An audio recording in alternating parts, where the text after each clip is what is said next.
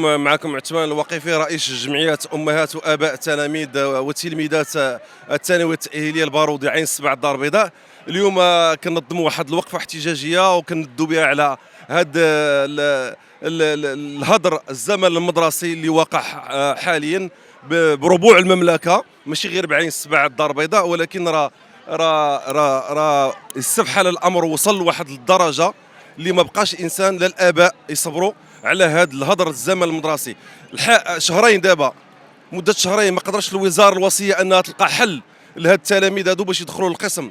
يعني راه مساله يندلها الجبيل. لو اننا كنا في شي بلاد اخر غير المغرب صراحه الوزير يستقيل، الوزير يستقيل، لانه ابان على الفشل ديالو في تدبير هذه المسالات وحل المشكل ديال التلاميذ باش يدخلوا القسم. النظام المآسي، ما نقولش انا نظام اساسي، لانه هذا النظام المآسي اللي خرج اللي هو صب الزيت. اصلا التعليم عندنا متدهور، راه المستوى ديال التلاميذ راه لا يخفى على الجميع.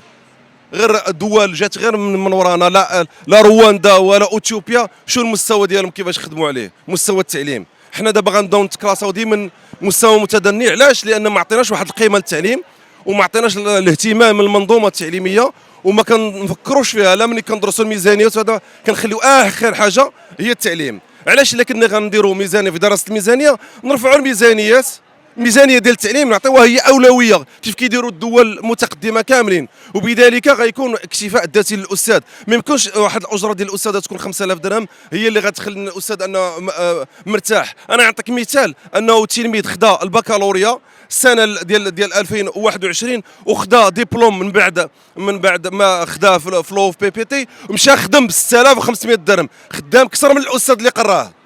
تلميذ كيشد دابا حاليا خلصه كثر من الاستاذ اللي قراه. هذا الشيء راه عيب وعار. لذلك كنوجهوا نداء ديالنا واش التماس ديالنا نطلبوهم واش غنديروا اليوم لهذه الحكومه انها تاخذ واحد القرار صائب باش يدخلوا الوليدات الاقسام. راه عيب وعار ان تبقى الهدر المدرسي شهرين. راه ما كاين حتى شي بلاد، راه البلاد اللي فيها الحرب غزه وفلسطين راه رغم ذلك كيقراو الدراري. راه عيب، حنا ما عندنا لا حرب لا والو وموقفين التعليم شهرين. هذا الشيء راه عيب. راه بغينا ضروري ان الوزير المكلف بهذا الملف هذا انه ياخذ قرار شجاع ولا يقدم الاستقاله ديالو. لان صراحه لو اراد الوزير ان يحفظ كرامه وجهه لقدم استقالته. انا كنطلبوا، انا كنقول لي من هذا المنبر هذا ان قدم الاستقاله ديالك. ابنت على فشلك في تدبير مساله صغيره، هذه راه كنعتبرها ان مساله صغيره، ان ابنت على الفشل ديالك فيها. لذلك الله يجازيكم بخير، باش ما نوصلوش شي مسائل اللي لا يحمد عقباها.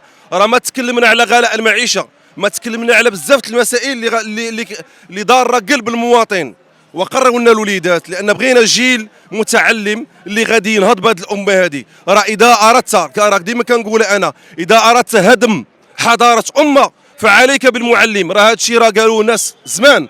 لذلك اخذتم انكم خديتوا بالوصيه ديال الناس المفكرين الاولين وبديتوا بمعلم، قزمتم القيمه ديالو، حطمتوه، اعطيتوه مهام كثيره جدا وتبارك الله عليكم. ولكن هذا الشيء راه ما غاديش يوقف هنا. الى ان شاء الله تعالى ما استجبتش الوزاره الوصيه المطالب الاساسيه وحلوا المشكل، رحنا بسلام ودخل تلميذ القسم مرحبا. ما دخلش رحنا غادي نصعدوا الامور وغادي نمشيو وغنديروا مسيره الاكاديميه الجهويه ولا العماله حسب تنسيق ننسقوا مع مجموعه ديال المؤسسات وغادي نقضيو الغرض.